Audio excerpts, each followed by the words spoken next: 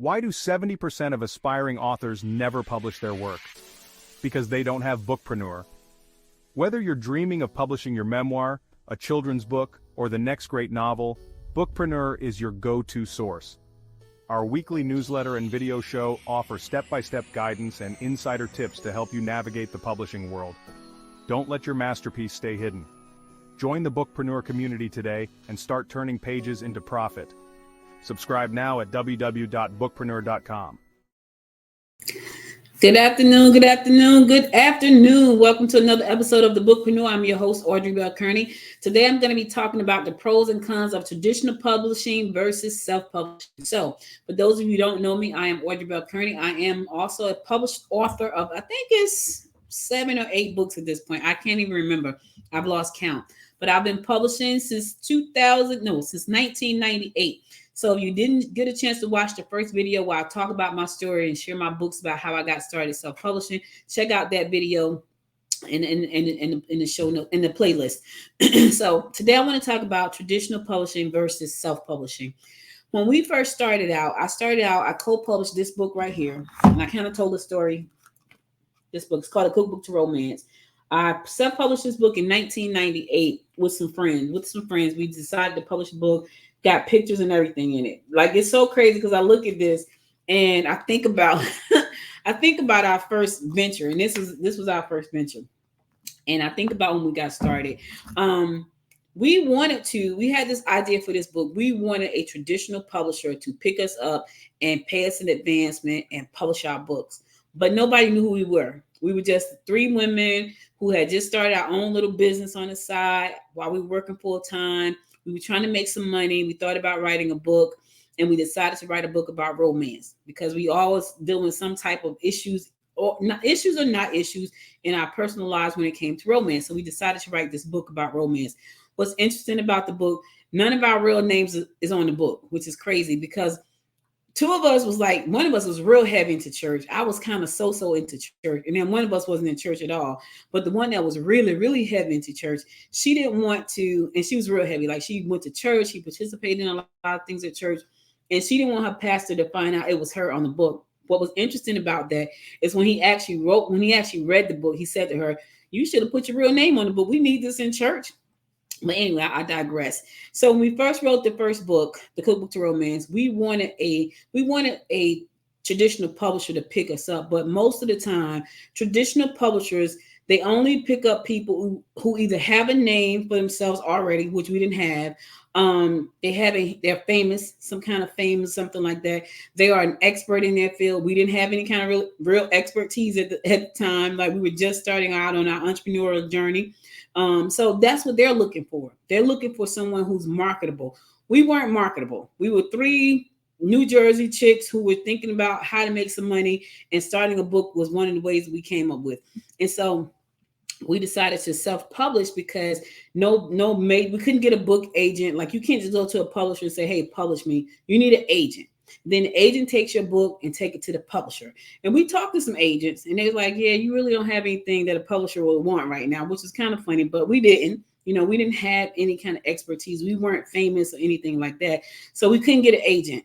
And you couldn't just go to, well, you probably could have, but we thought you needed an agent. So we decided that we were going to self-publish, and that's what we did. So I want to talk a little bit about my journey as a self-published author, and then what's the difference between traditional publishing, pros and cons, and self-publishing. So a minute ago, you heard me say that one of the things we really wanted was for a publisher to pick us up, and we thought that we could get like an advancement, right? We can get a publishing deal. They would give us an advancement, and they would take the book, and they would publish our book, and we become rich and famous and all those good things. That's the mindset. That's not what happened. But that could be what happened for you. For some of you who are novelists, you may have some kind of specialized knowledge. You're an expert in your field. Now today, fast forward to today, I've been an entrepreneur for 27 years. I probably could get a deal if I wanted one. The thing is, I don't think I really care about that anymore because I put out so many books and I know how to put them out that it doesn't bother me anymore that I don't have a publishing deal with the publishing house. I wouldn't turn it down, but it's not like I got to get an agent, I got to get a publishing deal. It's not that. because I know the process because I've been doing it for so long. So a traditional publishing company, normally you have an agent. Your agent would take your book. If they like what they see, they would shop your book around to publishers, and then publishers would say, okay, we want to publish this book. They would then in turn offer your agent an advancement offer, a book deal offer. Your agent will come back to you and say, hey, this is what they're offering, and you have the opportunity to say yes or no to the book deal. If you decide to say yes to that book deal, then the agent and the publisher will work together to whip that book into shape, right? So you get your advancement check, you give your agent their cut of your check, whatever that is, 10, 15%, whatever that is. And now you have the money to sit back and do what you want to do with. However, a lot of times those deals come with another book. Like there's another book under that contract. So you may have book number one. The publisher may say, you know what, we need book number 2 and 3. And they put you on a contract and they give you a deadline to start working on book 2 and 3. So now you have to get to work on those books because you are under contract. You have taken the advance money. It's time for you to go do what you got to do. You got to get to work again. You wrote the first book. Now you got to write book number 2. And they're going to be on you. They're going to be on you because they want book number 2. Now, because they are a big publishing house, they probably have already great relationships with distributors to get your book on all the stores, all of the platforms, everywhere. They can probably do all that for you because of the relationships that they have. I remember when we first started publishing, we wanted Simon & Schuster to publish our book. We was like, yeah, because that's what we heard a lot. Simon & Schuster or Doubleday. Those were the two that we heard. Penguin. It was Penguin, Simon & Schuster, and Doubleday. Those are the publishers that we knew of. Those are the publishers that we heard about a lot. So we was like, but I think for some reason, Simon & Schuster stood out in my head. I have no idea why. Listen, I'm not Simon & Schuster. I'm not opposed to doing a new deal now. But Simon & Schuster stood out in my head. And we wanted that to happen. That didn't happen. But if you get someone, a publishing company, to back you up, to take your book and to nurture it, to get it edited, because that's what publishers do. They're going to get you an editor. They're going to get you a website. They're going to get you the trailer for it. If you need a book trailer, they're going to make sure the covers are right. Now, they're going to do a lot of that for you, and they may even give you an advance, right? But now they own the rights to the book sometimes. In your contract, you have to make sure, and we're going to talk about this. I'm going to talk about this in another video. You have to make sure before you sign on the dotted line, because you're so excited, that you don't sign away your life for your book, right? You want to make sure that what you want from that book is in that book. Sometimes as starving authors, we want that money, and it's like, yeah, take the book and do whatever, right? But then what happens is you could sign away so many of the rights. And I'm going to talk about what rights come with your book when you go with a publishing company in another video. So make sure that you're not signing away your life when you sign that contract. They're going to take your book and they're going to do a lot of work on the book. They're going to do a lot of things that you probably don't have to worry about doing. Now, that being said, that does not mean you don't have to worry about selling your book. That's not what that means, because I've talked to plenty of authors. I'm talking about plenty over the years. And they say even though a publishing house has published their book, they still have to do a lot of the work to market that book. Now, you may not have to worry about the editor. You may even get an advance. You might not have to worry about the book trailer. You may not have to worry about any of those things, but you still are probably going to be responsible for marketing. So don't think that I'm going to give the book to the publisher and they're going to do everything. Then that's not how that works. So I don't want you to think about that. I don't want you to be confused about that. That's not how that works. All right. So they're going to take care of a lot of the heavy lifting for you, right? You need to come up with the marketing plan. And some of them may even tell you, before we take this book, they may tell your agent, we need a marketing plan for this. We need to know, like, what's the plan? Like I pitched a show recently to a network.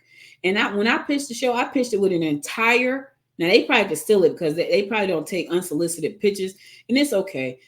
I pitched an entire marketing plan for that show. Now, crazy thing is, I'm still going to do it. I'm still going to do the show, but I pitched it with an entire marketing plan. And so they may tell you to pitch the book with an entire marketing plan. Now, also know that this is a con for publishing with a traditional publishing house. You get a royalty from that book. Same thing with self-publishing. The difference is the royalty that you get from a traditional publisher is probably way, way, way, way smaller than if you were self-publishing. Let me say that part again. The royalty that you're going to get with a traditional publisher is probably way, way, way smaller than you would get as a self-publisher. So you need to understand that as well, because they have to recoup all of the money that they have invested into you, all of the money and the time and the people they had to pay to get your book done, to get your cover done, to get it edited. They want their money back. So your royalty is going to be small, right? Versus self-publishing. The other thing that someone told me years ago, if they want to sit on your book and not put it out right away, they could do that. Because now they have the right to do that, because you signed on the dotted line, you took the check. They have the right to say, you know what, we're not ready to put this book out yet. Susie James over here, she's hot, everybody's following her. Let's get her book out first. So then they take all the resources, put your book on the shelf, divert all the resources over to Susie B over here, and now her book is coming out before yours. It could happen. You know, it may be years before your book come out, because they could say this book is more important. This person is hotter right now. Let's get this person book out. They can say all these things, and your book has to just sit there on the shelf and wait. So that's a huge con for most authors, because people that write, they write so their work can be, and they want to publish. They write so their work can be published and get out to the public. A lot of times, traditional publishers may say, you know what? Yeah, we're gonna push pause right now on this one. We're gonna get this next one out first before we get yours out. And there's nothing you can do about that. You can moan and groan all you want to. There's nothing you can do about that, because they have the rights right now to do that. And we're going to talk about rights. I'm going to talk about rights. And I keep saying we. That's because I have a show tomorrow with a co-host. I'm going to talk about rights in another video. Mm-hmm. Now let's talk about the pros and cons of self-publishing, right? One of the pro is that you can get your book out right away. You can get your book out right away. You don't have to wait. You don't have to, you get to keep a big chunk of the royalties. You can still distribute it on all these great platforms. And we're going to talk about that. I'm going to talk about that in another video as well. Like the platforms that you can put it on. I'm talking about to get you so much distribution, because there's some great platforms out there. So you don't have to wait. Your book does not have to get stuck, on the shelf waiting for someone to say, okay, now let's go. Because you can write your book in 30 days and get it out in 31. Now, it may not be a great book, but you could do it if you wanted to. And I know this because people have done it. Your royalties are a lot better because your margins are so much better. Think about this for a second. When I first did the cookbook to romance, we went to a book printer. I don't remember if Amazon was around yet. I don't remember Amazon back then. We went to a book printer. You sent your book in on a disc, and they printed it for you. Yes, a disc. You sent the disc with the book on it to the printer, and the printer sent the book back in boxes. Same kind of setup today. The difference is it cost us way more money. It probably cost about $7 to $8 to do a short run, which was a very small run. I think our first one was like 1,000 copies of our book, which is about $7 to $8. So we spent a lot of money because, we didn't have a lot of money to put into the business. So when you do anything per unit and you're not doing a large scale run, you would pay more money for that book in the long run. So then you have to upcharge it. So I think we was charging like $10 or $20. We was charging like $20 for the book or something. And we sold out. We sold out of our first printing. What was interesting is that we sent the disc to the printer, and then we went back to get our second printing because we sold out, and the printer was gone, had gone out of business, and took the disc with him. Never saw him again. Luckily, it was on my computer, so I could always go back. But had I not had it on the computer or the computer crashed, we would have been screwed. So we went to a printer and we got the book printed. When I started publishing on Amazon, Amazon had something called Create Space. That's what they had. Now it's KDPs, Amazon KDP, which stands for Kindle Direct Publishing. But back then it was called Create Space. And so I put my second book on that was my third book. My second book I sent to another printer. The reason I sent it to this printer was because it had a workbook with it. So my How to Become a Six-Figure Sister book had a workbook. Amazon, especially back then, did not create spiral bound, right? You couldn't get anything spiral bound from Amazon, and you still can't. So I went to 48-hour books, and I got the book done, and I got the workbook with it. So they sent me back my book. It was like in these cute little, shrink wrap things with the book and the workbook together. So I went that route. When I got ready to do my third book, I went back to Amazon, and I went to Amazon and I put my third book on Amazon through CreateSpace.